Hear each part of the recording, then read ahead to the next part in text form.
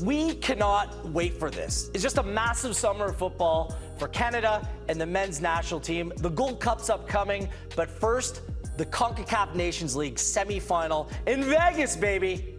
It's Panama in the semifinals on the 15th. Canada, if and when they win that game, will go on to face on the winner between Mexico and the United States to potentially win the first trophy for this nation in 23 years. Gareth Jordan Wilson with you. OneSoccer understands that John Herdman will name his squad for this year's Concacaf Nations League this week. And OneSoccer can confirm that one of the names on that list will be 21-year-old midfielder from the Columbus Crew in Aidan Morris. Now, Morris has had a standout campaign. Canada wants him, but the question is whether Morris will accept the call. You see, Morris is a dual national. He can play for the United States. He has before, but he hasn't been cap-tied. But playing in a competitive tournament like the Nations League, he will then commit his future to playing for Canada. A decision is to be made, and this is one I'm told is pivotal for Canada. Morris has been a priority for John Herdman for months, since last year. He sees Morris as one of the centerpiece pieces for both the present and the future in a very young and talented midfield for the Canadian men's national team. Why is Morris such an important player, potentially, to join Canada and to join the ranks under John Herdman? Well, not only is he 21 and young and has a bright future ahead of him, it's he's dynamic.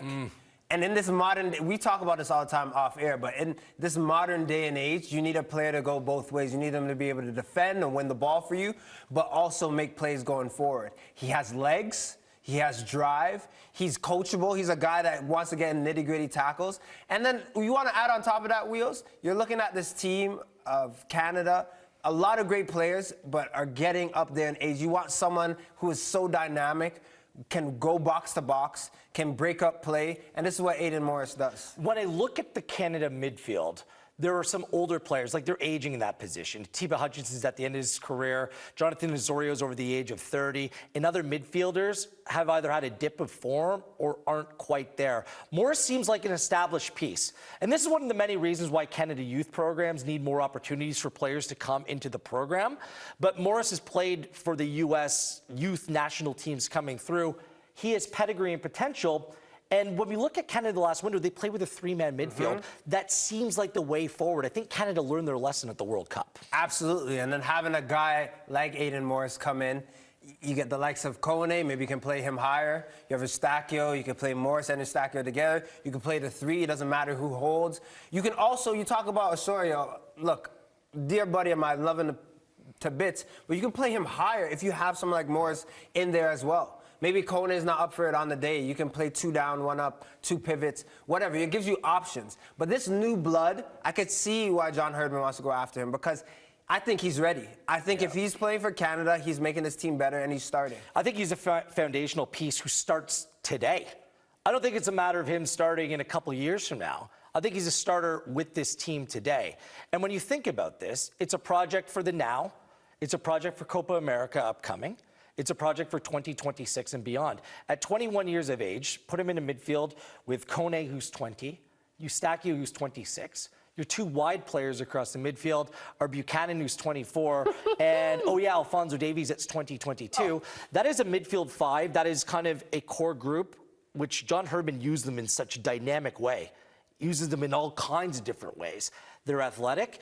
This is the present and the future. This is something that you can build around that I think can do work within this region and beyond that, compete in major tournaments outside of CONCACAF. Look, I'll say this simply. Aidan Morris, if he chooses to play for Canada, I think that is far more beneficial for his career and the trajectory which he could take if he plays for Canada and not for the US. So let's discuss what's in it for him. Because obviously playing for the United States is a lucrative proposition. They're paying money to their players who represent their country at a level that we haven't really seen in international football, and they're benefiting from the money that's come into their game. But when I look at the team, and it was very interesting that Morris was left out of the U.S. team because they named Musa McKennie, Cardoso, De La Torre, Reina, Sonora in those positions. Adams and Acosta are both out through injury. Sands has played for them in recent times as well. It just seems like a really congested area of the field where Morris can walk into the Canada camp and play day one. You said it to me. What was the phrase you said to me off air? You said he'll be a big fish in a growing pond. This is why. If he plays for Canada, if he decides to commit, look, the sky's the limit. You mentioned about Europe as well, and I'll let you take that. Well, it's just, this is clearly where the trajectory of his career is taking him. It's taking him to bigger leagues, bigger games, and this is something where the Canadian men's national team has given a platform to their players to be put in the shop window, for the lack of a better term. All within 2 years of representing Canada for the first time, and some of these are dual nationals, these players made big moves. Stefan Eustáquio made a dream move to FC Porto.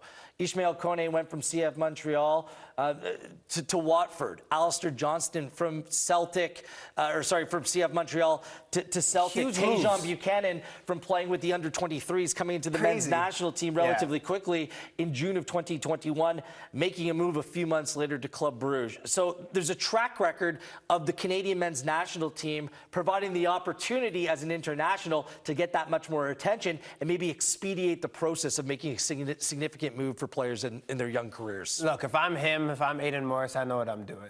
I'm playing for the country that I know I can play and take my career to the next level. But the choice is ultimately his, right? But I know, looking at it objectively, subjectively, however you want to spin it, I know what I'm deciding. I get why there would be that pull for an American kid. His dad is the Canadian part of his family relationship. But, you know, Jonathan David's a player that could have represented the United States, could have represented other countries. There's a brotherhood here and togetherness that's bound around that maple leaf. And it just seems like a team and a place, and we're a country that now can compete like never before. And we don't want to be talking about stories like Tomore or De Guzman or Bunbury's any longer, who end up not playing for Canada at a time right now. It's never been this good, and sky's the limit in terms of what we can do with the players who choose to play for this country.